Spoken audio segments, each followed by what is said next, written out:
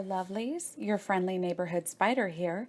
Today, I'm going to take the time to make known my thoughts in regards to Mr. Asian Dave's video titled White Inbred Caucazoid. Stay tuned. I'm sure enough fun is in our very near future to overshadow the heaping tablespoon of bullshit we are about to be fed. YouTube, this is me, Asian Dave, aka Fanatical for Jesus, aka Dawei, aka David Chu. AKA Asshole Asian. I'm just coming to you real quick. I want to make a video about an article that one of my friends sent me. It's about this police officer. He posted a post on Facebook where he was talking about this experience he had where he pulled over this unarmed black teen who was petrified that this white inbred police officer. Wait, why is he inbred? How do you know he's inbred? Are all white people inbred, or is it just white police officers? Confused face over here, please enlighten me. Pulled him over. In the Facebook post, I'll post a link to the article in the description box so you guys can read this for yourself and come up with your own conclusions. Don't take my word for it. Read it for yourself and tell me what you guys think. Indeed. I have also posted this link in my description box, along with a few other delectable sources. Honestly, from my own opinion, I don't buy anything that he's saying because, I don't know, when I was reading it, I just kept thinking about Malcolm X's words about when he said, "I have never seen a sincere white man before." With all due respect, Malcolm X was from an entirely different time. You know, back before the United States had an African American president warming the seat of the Oval Office. One point I feel necessary is that since the majority of the population is Caucasian, wouldn't it stand to reason that at the very least an African American president voted into office would prove that an incredible victory has been won against the battle of racism? Obviously, it's not dead. I mean, people like you remain in existence, but a triumph it remains. Yet, according to your logic, the majority of the white population had basically started a club and decided it would be fun to fuck everybody over. I digress. Please continue. Now, do I fully agree with that? No, because I do believe, like I said in the other video, that a white person who has been touched by God, God has taken out his heart of stone and given him a heart of flesh and made him into a born-again Christian, I do believe that they can be sincere. Let me get this straight. Only white people who are Christians have the potential to be sincere? Well, consider me living under a rock. We're not even talking about being a good person at this point. We're just talking about sincerity. A sincere thought of mine is I know quite a few sincere evil bastards. Is that proof of your faith in your Jesus? Since, according to your logic, only Christians have the ability to be sincere? Or is it only white people who can't be sincere unless they have been touched by the hand of God? However, even they still struggle with racial biases that they've been ingrained with from the time they were born. But they at least make a sincere effort to ignore them. However, considering that number one, Jesus said only a few people are of the elect, and number two, that most people that claim to be Christians aren't really Christians, the chances of this guy being a Christian when he didn't even claim to be a Christian, according to the article, and it doesn't mention that anywhere, the chances of him being a Christian are pretty slim. So I'm just going to go off of the assumption that he's not a So, Christian. if the police officer isn't Christian, which to be frank, his religion or placement of faith or lack thereof is absolutely none of your business, have some respect for privacy. It's not like he needs to carry a neon sign on him always, yelling, "Get your Jesus here." Back to my point. So, if he isn't a Christian, he couldn't have done something good. I thought all being a Christian entitled a lowly inbred Caucazoid was to sincerity. Therefore, he's not being sincere. Like, he's doing it for he did this for some kind of alternative motive, whether it's, and white Caucasoids do this a lot. They will try and make themselves look better than other white people. They'll say, "Oh, I'm not racist." Like, "Oh, my friends are black, or my friends are Spanish, or my friends are Asian. I can't be racist." And they do this to kind of make themselves more appealing, I guess. I don't know. When you see Democrats are especially infamous for doing that kind of tactic. Um, Like, they always try to point Republicans as the racist ones, when it's actually the Democrats who are racist, but they don't want you to know that, so then they cater to the minorities to show that they're not quote-unquote racist. Democrats are racist too? Wait, is it only the white Democrats or all Democrats? I am beginning to see the error in my way, sir. You have opened my eyes. I truly thought political views were a totally separate concept. Such naivete on my Like, part. it's just, they're popular for that. And a lot of minorities um, their lure, like a lot of minorities fall for their trick, hook, line, and sinker. Like, they just bam, like they just fall for it, because a lot of minorities are brainwashed into thinking that these white people actually care for them. So, white people are not only incapable of sincerity, they are also incapable of compassion or care? Perfect sense. Um,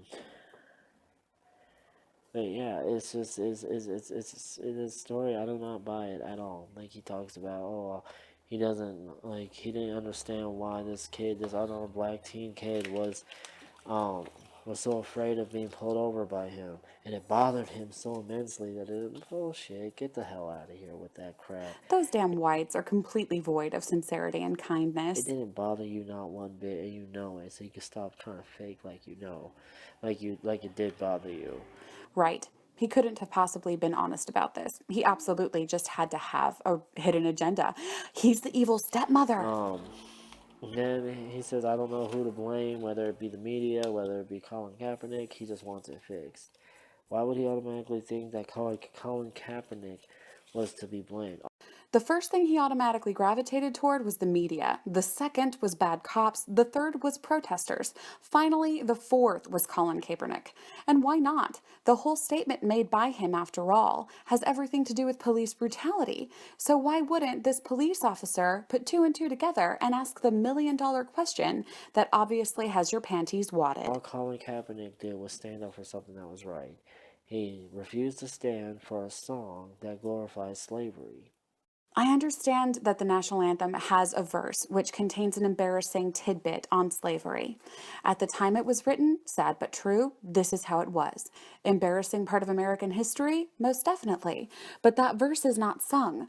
I absolutely understand and respect the point Kaepernick is making, but in refusing to stand for the national anthem, the verse that is sung, which diving into what the song is saying is patriotic and foaming at the brim with suspense, becomes void of his respect because of a verse that no one Like, sings. that's all. So why would he be? Why would he even be brought up?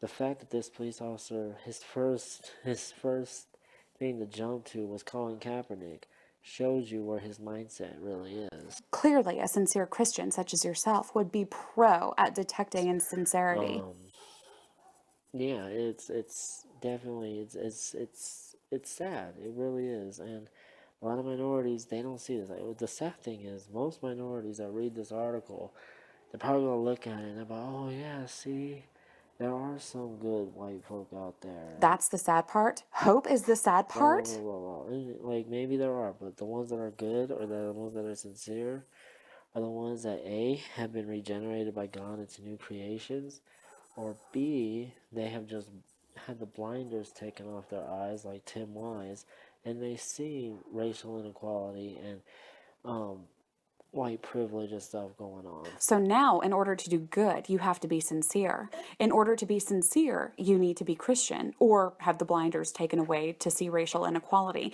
That's what it takes to be good. I don't suppose you are already aware of the ridiculousness of your logic, are you? Those are the only two, um, quote unquote, good white folk, I say, that are out there. I would like to know what your definition of good is. I'm thoroughly curious in regards to this because so far all I have to go on is that in order for specifically a white person to be good, they would have to acknowledge racism. It has nothing at all to do with their actions or morality because fuck morality. It's all about racism. The first category, they did nothing on their own. It was just God making them into a new creation, so they can't boast in anything that they did. The second category, yeah, they woke up because of education, educating themselves, and they realized that, and they educated themselves, and they came to a realization that the white privilege does still exist, And I give them credit for that. Gee, thanks, oodles. But most white folk out there aren't like that. And the sad thing is, a lot of minorities out there are going to read this article and they're going to automatically assume that it's only a few white folk that are indeed racist instead of the majority. Yeah, the white folk are doing a damn good job brainwashing. Oh, and don't forget the Democrats. And that's what I fear the most about this article. Like, but yeah, like it's definitely, and then they want to talk about like solutions to solve the police, the relationships between the police and minority communities. Because I mean, let's face it, in 2016 alone, there has been more than 200 unarmed black people that were killed at the hands of police officers. I like how the number of any other race isn't represented. All because of this whole rule that police officers have that say don't take any risks, just do your job and go home. Rules. They should all go into dangerous situations unarmed and pray for the best, yeah? I mean, what could go wrong? Like, no, we employ police officers to take the necessary risks to protect and to serve. You make my brain hurt. Taking a kindergartner stance to explain this. Not all police officers are bad. Not all police officers are good. This is because a police officer's position is filled by a person. And people are not all bad, but they're not all good. This particular officer happened to do something good, but he's white. Therefore, according to your logic, he isn't sincere and therefore has an ulterior motive, which obviously can't be good. So, according to you, the white folk are damned if they do and damned if they don't. Some people just can't be pleased. If you don't want to take any risks to protect and to serve, then you shouldn't be a police officer. You should go and work at Pizza Hut. Because I guarantee if you work at Pizza Hut, you will do your job and you will get to go home at the end of the day. Why Pizza Hut? Why couldn't they be an administrative assistant or retail manager? Are the only two options police officer or Pizza Hut? It seems like quite the jump if you ask me. So, if you don't want to take any risks to protect and serve, then go get a new job. Go work at Pizza Hut or McDonald's. Like, it's the whole idea of, oh, I just need to do my job and get home and not take any risks. That's just complete and utter bullshit. Why are you a police officer then? But people have this underlying assumption that the justice system is just broken and needs to be fixed. No, like Mark Lamont Hill made the point a while back in an interview when he said, no, the justice system is working. The justice system is doing exactly what it's been designed to do, and that is to catch minorities and put them in lockup so they can have modern day slavery.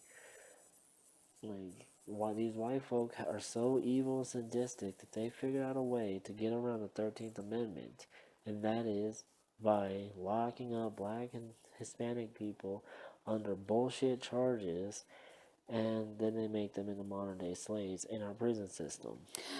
Wow. So, are there no white people locked up? Wouldn't that be how it works? Only if the person is a minority of the population would they be put in jail or prison?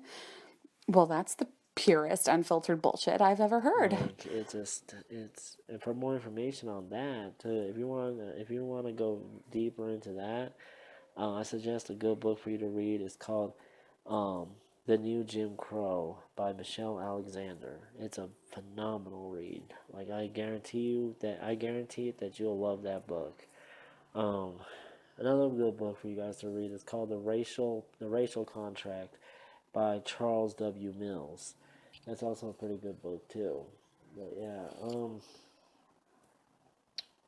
that's all I gotta say about this story. Let me know what you guys think in the comment section below. I will post the article in the description box so you guys can read this for yourself and just tell me what you guys think. Because I would really love to know what you guys think about this story. Like, personally, I don't buy this guy. I'm not falling for this guy's trick. Like, I do not believe that he's sincere.